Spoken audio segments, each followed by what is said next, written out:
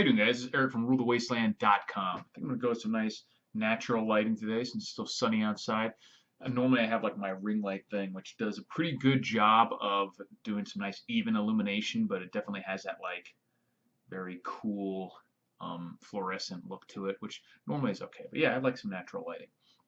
So anyway, this video is about my opinion on what I think will happen to cryptocurrencies when we have a kind of collapse in the monetary system. More specifically, a people fleeing from the debt market, like an implosion of the debt market, and people trying to get out, or basically being forced to get out, and where they're going to put their money.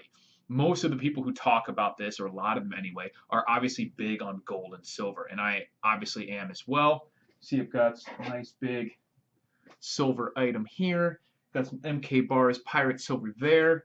I'm huge on silver. I agree with Gregory Mannarino. I think it's one of the most undervalued assets in history at this current point. But it is also not that common. Like there's not that much of an available supply. So right now, even you can watch the interviews from all the silver pundits and everything talking about how hard it is to get the supply. I just saw an interesting interview not too long ago with Andy Schectman of Miles Franklin talking about how it's very possible that even a handful of massive, whale type buyers could just clear out inventory in one or two purchases. If you have, Tom Brady and his wife or something decide they want to put 10% of their money into physical precious metals, that could be several $100 million or something like that.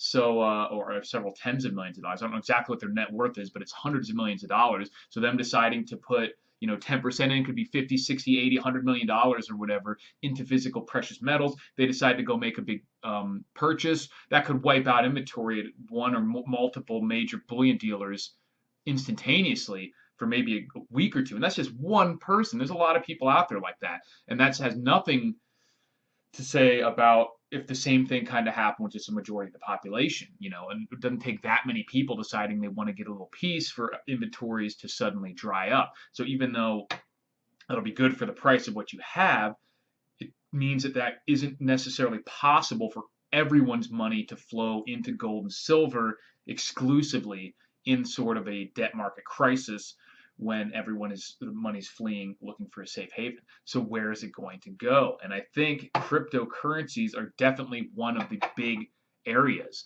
because there's still enough outside of the monetary system. They're not denominated in dollars, necessarily. They're somewhat valued in dollars, but they can be valued in any other currency. They can be valued in gold, whatever. They're not part of the monetary system in the way that stocks and things are. So some will go into stocks because people won't know what else to do, but I think a significant amount of money as well will flow into cryptocurrencies.